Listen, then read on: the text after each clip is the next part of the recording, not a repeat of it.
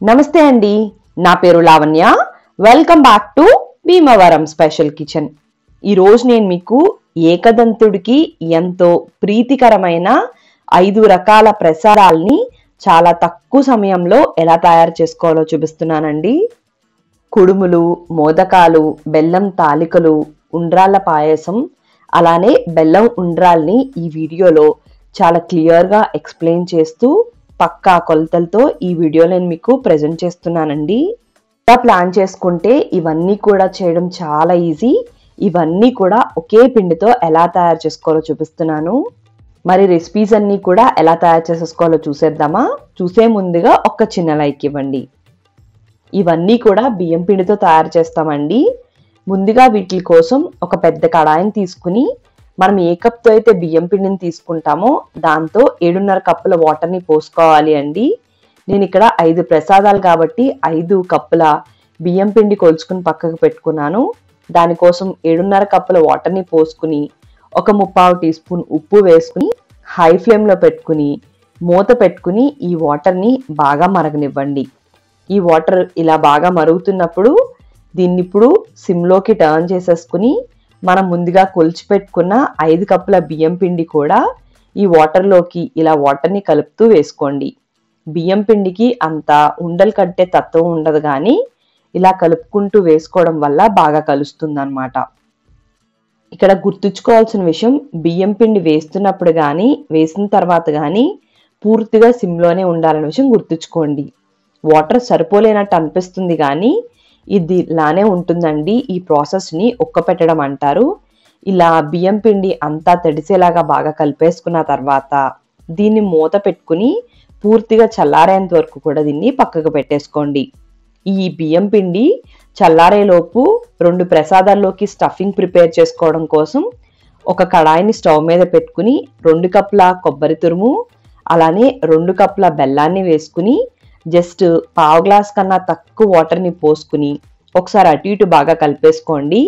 ఇలా కలుపుతూ ఉండగా ఆ వాటర్ ఏదైతే ఉందో బెల్లంలోకి బాగా కలిసి ఈ విధంగా కన్సిస్టెన్సీ వస్తుందండి. ఇప్పుడు దీన్ని మీడియం ఫ్లేమ్లో పెట్టుకుని ఇదంతా కూడా దగ్గర పడేంత వరకు మధ్య మధ్యలో కలుపుకుంటూ దీన్ని తయారు చేసుకోవాలి. ముందుగా ఉడకపెట్టుకున్న బియ్యం పిండి ఏదైతే ఉందో దాన్ని మధ్య మధ్యలో కలుపుకుంటూ పూర్తిగా చల్లారేంత వరకు కూడా దీన్ని కలుపుకుంటూ ఉండండి. ఈ లోపు మనం తయారు చేసుకున్న స్టఫింగ్ ఈ విధంగా దగ్గరగా అవుతుంది అండి. ఒకసారి చేతిని తడుపుకుని అప్పుడు మాత్రమే కొద్దిగా ఉండని తీసుకుని ఉండలాగా తయారు చేస్తే గనక ఇలా ఈజీగా బాల్ అయితే గనక ఇది పర్ఫెక్ట్ కన్సిస్టెన్సీ అండి. అప్పుడు దీంట్లోకి 1 టీ స్పూన్ నెయ్యి, అలానే 1/2 టీ స్పూన్ యాలకుల పొడి వేసుకుని మరొకసారి బాగా కలిపేసుకుని ఇది పూర్తిగా చల్లారేంత వరకు కూడా పక్కకు పెట్టేసుకోండి. ఇప్పుడు మరొక కడాయిని స్టవ్ మీద పెట్టుకుని దాంట్లోకి 1/2 గ్లాస్ వాటర్ పోసుకుని 2 టేబుల్ స్పూన్ పచ్చిశనగపప్పు వేసుకుని దీన్ని సిమ్ టు మీడియం ఫ్లేమ్లో కుక్ చేసుకోండి. ఇది స్టవ్ మీద కుక్ అవుతూ ఉంటుంది. అప్పుడు మనం ఆల్రెడీ చల్లారి పెట్టుకుంటున్న బియ్యం పిండి ఏదైతే ఉంటుందో దాన్ని బాగా కలుపుకోవాలి. కలుపుకుంటున్నప్పుడు చేతిని తడుపుకుంటూ కలుపుకుంటే బాగా ఈజీగా అవుతుంది. ఇప్పుడు దీన్ని 5 భాగాలుగా చేసుకోండి 5 ప్రసాదాల కోసం. 5గా చేసుకున్న తర్వాత మనం ముందుగా చేసి పెట్టుకున్న కొబ్బరి నౌజ్ ఏదైతే ఉందో దాన్ని కూడా ఉండల్లాగా తయారు చేసుకోండి. చేతికి నెయ్యిని అప్లై చేసుకుంటూ ఉండల్లాగా చేసుకుంటే ఇవి చాలా ఈజీగా రౌండ్ బాల్స్ లాగా అవుతాయి అన్నమాట. మీకు కుడుములు ఏ సైజులో కావాలనుకుంటున్నారో దాంట్లో సగం సైజులోకి ఇలా కొబ్బరి నౌజ్ ఉండల్ని తయారు చేసేసుకోండి. దీంతో మనం 2 రకాల ప్రసాదాలు చేస్తామండి. రెండిటికి కూడా ఇది పర్ఫెక్ట్గా సరిపోతుంది. ఇవన్నీ చేసుకునే లోపు మనం ఉడకపెట్టుకున్న శనగపప్పు కూడా కుక్ అయి ఉంటుందండి. ఈ విధంగా కుక్ అయితే చాలు, లైట్గా మెత్తగా అయ్యి లైట్గా పలుగ్గా ఉంటే సరిపోతుంది. ఇప్పుడు దీంట్లో చాలా తక్కువ వాటర్ ఉండాలండి. అంటే 1/2 గ్లాస్ కన్నా చాలా తక్కువ వాటర్, మహా అయితే 2-3 టేబుల్ స్పూన్ల వాటర్ ఉండేలా చూసుకోండి. ఒకవేళ అంతగానే ఎక్కువగా ఉంటే వాటర్ని రిమూవ్ చేసేసి 1 కప్పు బెల్లాన్ని వేసుకుని మనం ముందుగా రౌండ్ బాల్స్లో ఒక 5 బాల్స్ చేసుకున్నాం కదండి బియ్యం పిండి బాల్స్, దాంట్లో నుంచి ఒక ముద్దని తీసుకుని దీంట్లోకి వేసుకుని చూపిస్తున్న విధంగా కలుపుకుంటూ ఇదంతా కూడా దగ్గరికి అయ్యేంత వరకు కంటిన్యూస్గా కలుపుకుంటూనే ఉండాలండి. మధ్యలో అవసరమైతే 1 లేదా 2 టీ స్పూన్ల నెయ్యిని వేసుకోండి. ఈ విధంగా వాటర్ అంతా ఇంకిపోయి ఇది ఇలా ముద్దగా అయిన తర్వాత దీన్ని కూడా పక్కకు పెట్టుకుని పూర్తిగా చల్లారనివ్వండి. ఇప్పుడు మిగతా 4 బాల్స్ ఉంటాయండి, దాంట్లో ఒక ముద్దని తీసుకుని ఒక గిన్నెలోకి వేసుకుని ఇప్పుడు మధ్యలో చేతిని తడుపుకుంటూ దీన్ని మెత్తగా ఉండలు లేకుండా ఇలా రెడీ చేసుకున్న తర్వాత దీంట్లోంచి కొద్దిగా తీసుకుని ఫస్ట్ స్మూత్గా చేసుకున్న తర్వాత చేతికి తడి అప్లై చేసుకుని ఇలా ఫ్లాట్గా చేసుకుని రెడీ చేసి పెట్టుకున్న కొబ్బరి నోజు ఉండను కూడా లోపల పెట్టేసుకుని ఇదంతా కూడా కుడుములా రెడీ చేసుకోండి. ఎక్స్ట్రా పిండి ఏమైనా ఉంటే రిమూవ్ చేసేసేయండి. మళ్ళీ ఒకసారి ఇలా రౌండ్గా క్రాక్స్ లేకుండా చేసుకోండి. క్రాక్స్గా అనిపిస్తే చేతిని తడుపుకుంటే ఎటువంటి క్రాక్స్ ఉండవు. ఇదే విధంగా అన్నిటిని కూడా కుడుములాగా చేసుకోండి. కొద్దిగా పిండి తీసుకోవడం, చేతికి వాటర్తో తడుపుకోవడం, దీన్ని ఫ్లాట్గా చేసుకోవడం, కొబ్బరి నౌజు తీసుకుని మధ్యలో పెట్టుకుని కుడుములా రెడీ చేసేసుకోవడమే. ఇలా మనకి ఒక రకమైన ప్రసాదాలు రెడీ అయిపోతాయి అన్నమాట. సేమ్ మనం ఇదే పద్ధతిలో మోదకాలు కూడా ప్రిపేర్ చేస్తామండి. దానికోసం ఇంకొక ముద్దని తీసుకుని దాన్ని కూడా ఒకసారి చేతితో తడుపుకుని దాన్ని కూడా ఎటువంటి క్రాక్స్ కానీ ఉండలు లేకుండా బాగా కలిపేసుకుని కొద్దిగా ఉండని తీసుకుని దాన్ని కూడా బాగా కలిపేసుకుని చేతికి తడి చేసుకుని ఫ్లాట్గా చేసుకుని ఇప్పుడు మోదకాల్లాగా దీన్ని అద్దేసుకోండి. మోదకాల్లాగా చేస్తున్నప్పుడు లోపల కొబ్బరి నోజు ఏదైతే ఉంటుందో ముందు దాన్ని మోదకాల షేప్లోకి, అంటే మనం పసుపు వినాయకుడిని చేస్తాం కదండి, ఆ షేప్లోకి తీసుకొచ్చి ఆ తర్వాత ఈ విధంగా చేసేసుకున్న తర్వాత ఒక స్పూన్తో మనం ఈ విధంగా షేప్స్ లాగా చేసుకుంటే మోదకాల్లాగా వచ్చేస్తాయి. ఒకవేళ మీ దగ్గర మోదకాలు చేసుకునే మౌల్డ్ ఉంటే దాంట్లో మనం రెడీ చేసేసుకోవచ్చు అనమాట. ఈ విధంగా అన్నిటిని కూడా రెడీ చేసేసుకోండి. ఇవన్నీ రెడీ చేసుకునే లోపు మనం శనగపప్పు బెల్లం వేసి ఇంకొక ప్రసాదానికి రెడీ చేసాం కదండి, అది కూడా చల్లారిపోతుంది. ఈసారి చేతిని తడుపుకోవద్దు, ఎందుకంటే ఇది మనం వాటర్ వేసి ఇది చేసాం కాబట్టి కొద్దిగా మెత్తగానే ఉంటుంది. చేతికి కొద్దిగా బియ్యం పిండి అద్దుకుంటూ వీటిని అయితే నేను ఉండ్రాల్లాగా చేసుకున్నాను. మీరు కావాలంటే ఏ షేప్లో అయినా కూడా చేసేసుకోవచ్చు. పెద్ద కుడుముల్లాగా చేసుకోవచ్చు, లేదంటే ఫ్లాట్ కుడుముల్లాగా చేసుకోవచ్చు, మోదకాల్లాగా చేసుకోవచ్చు, లేదంటే ఇలా ఉండ్రాల్లా కూడా చేసుకోవచ్చు అండి. ఇదే విధంగా అన్నిటిని కూడా రెడీ చేసేసుకోండి. ఇలా ఈ 3 పదార్థాలు రెడీ చేసుకున్న తర్వాత ఆల్రెడీ నేను ఇవి రెడీ చేసుకుంటున్నప్పుడే ఒక కడాయిలో 1 గ్లాసున్నర వాటర్ని పోసుకుని స్టాండ్ పెట్టుకుని హై ఫ్లేమ్లో పెట్టుకుని వాటర్ మరగనిస్తున్నానండి.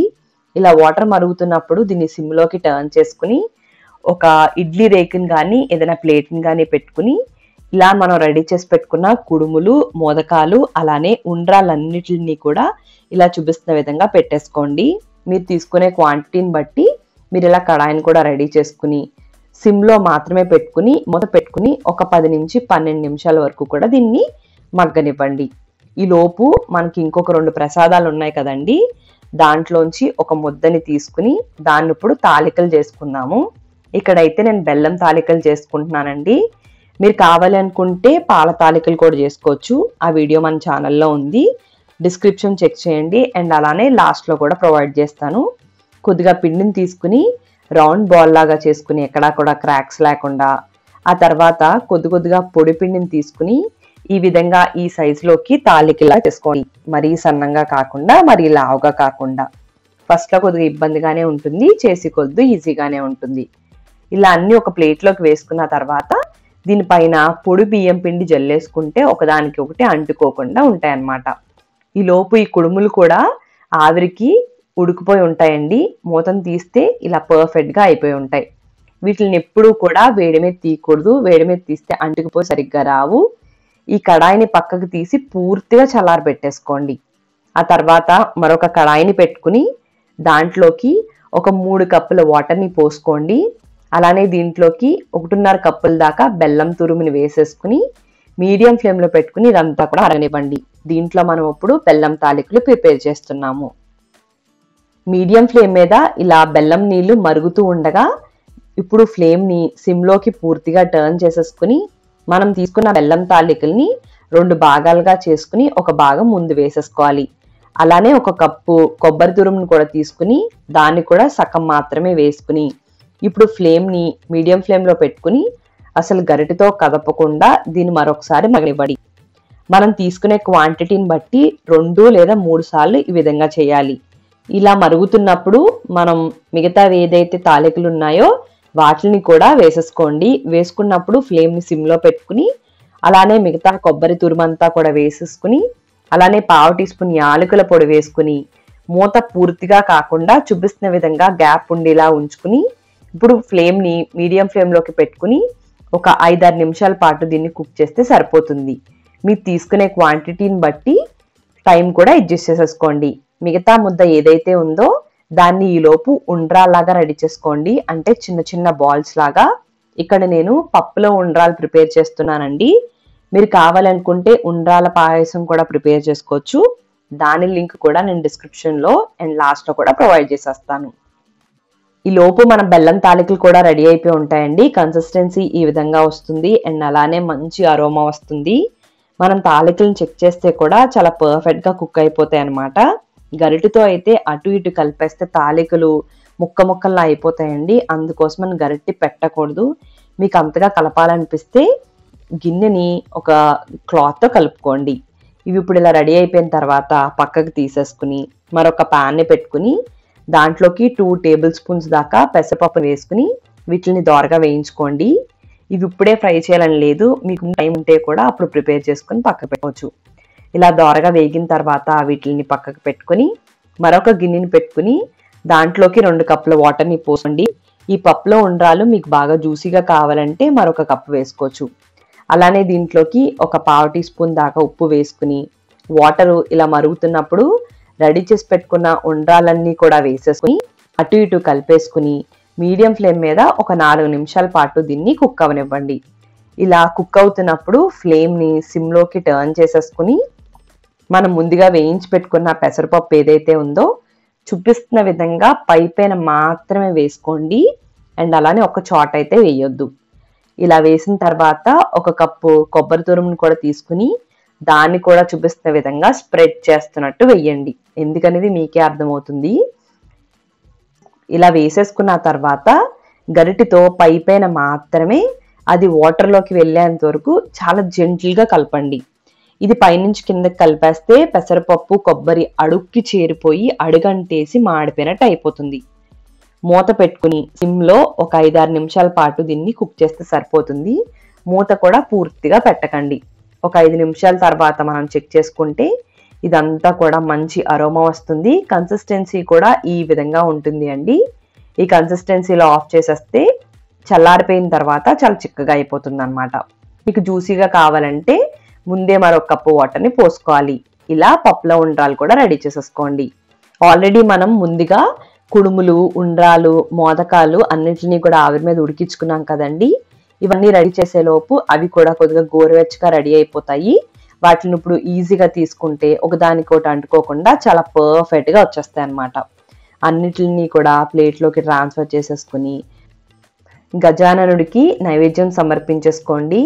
నేను చెప్పే కొలతలు కనుక మీరు ఫాలో అయితే అన్నీ కూడా చాలా పర్ఫెక్ట్గా చాలా టేస్టీగా వస్తాయండి. బెల్లం కానీ ఉప్పు కానీ ఏది కూడా సరిపోలేదన్న పాయింటే ఉండదు. అన్నీ కూడా పర్ఫెక్ట్గా సరిపోతాయి నేను చెప్పినట్టు వేసేస్తే. సో మీకు ఈ వీడియో నచ్చినట్టయితే లైక్ చేయండి, కామెంట్ చేయండి, మీ ఫ్రెండ్స్కి, రిలేటివ్స్కి అందరికీ షేర్ చేయండి.